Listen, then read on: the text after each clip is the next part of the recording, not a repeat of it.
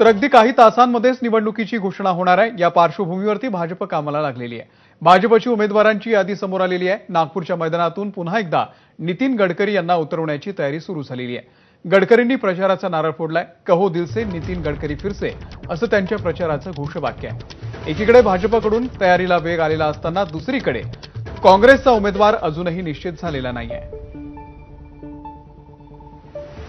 रजत वशिष्ठ आपले प्रतिनिधी या संदर्भातले अपडेट देतील। रजत, नितीन गडकरी यांची उमेदवारी घोषित झालेली आहे आणि त्यांनी आता प्रचारही सुरू केलेला आहे, परंतु त्यांच्या विरोधात कोण असणार आहे, काँग्रेसचा नेमका उमेदवार कोण असणार आहे, त्यावरती अजूनही निर्णय झालेला नाहीये। कशी असेल नागपूरमधली लोकसभेची निवडणूक?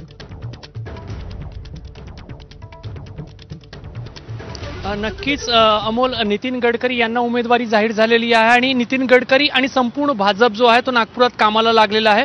काल नितीन गडकरी यांनी प्रातिनिधिक स्वरूपामध्ये आपल्या घरी एक जो भित्तीचित्र आहे, पोस्टर आहे, तो रंगवला आणि त्याच्या माध्यमातून प्रचाराला सुरुवात केलेली आहे। सध्या आम्ही नितीन गडकरी यांच्या घराच्या खाली आहोत आणि तुम्ही या ठिकाणी पाहू शकता की एक मोठा मंडप तयार करण्यात आलेला आहे आणि या ठिकाणी रोज वेगवेगळ्या पद्धतीचे जे कार्यक्रम आहे ते होत आहेत। आज या ठिकाणी नितीन गडकरी थोड्या वेळानंतरच जे दिव्यांग लोक आहेत त्यांना भेटणार आहे आणि त्यामध्ये काही निवडक दिव्यांग जे आहेत त्यांना ट्रायसिकल नितीन गडकरी यांच्या माध्यमातून विविध CSR फंडच्या माध्यमातून दिल्या जाणार आहे। काल नागपुरातील विविध भजन मंडळी जी आहेत ते नितीन गडकरी यांना येऊन भेटलेल्या होत्या, त्यामुळे जनसंपर्क जो आहे तो वाढवण्यात आलेला आहे।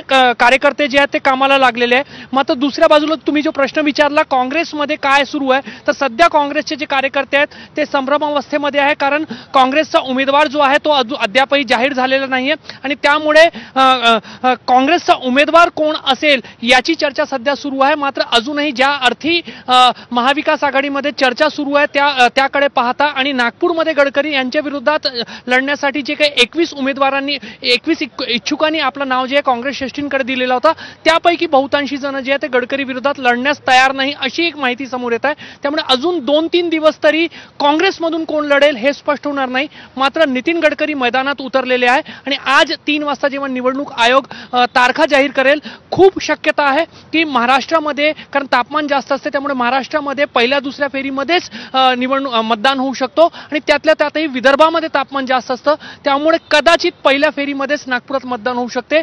30 ते 35 दिवसांचा कालावधीच इथून मिळण्याची शक्यता आहे आणि त्यामुळे गडकरी ते सगळं ओळखून कामाला लागल्याचं चित्र आपल्याला नागपुरात पाहायला मिळतंय। निश्चित धन्यवाद रजत या संपूर्ण माहितीबद्दल। इकडे मावळ लोकसभेमध्ये महाविकास आघाडीने उमेदवाराची घोषणा करून आघाडी घेतलेली आहे। महायुतीतून अद्यापही उमेदवार ठरत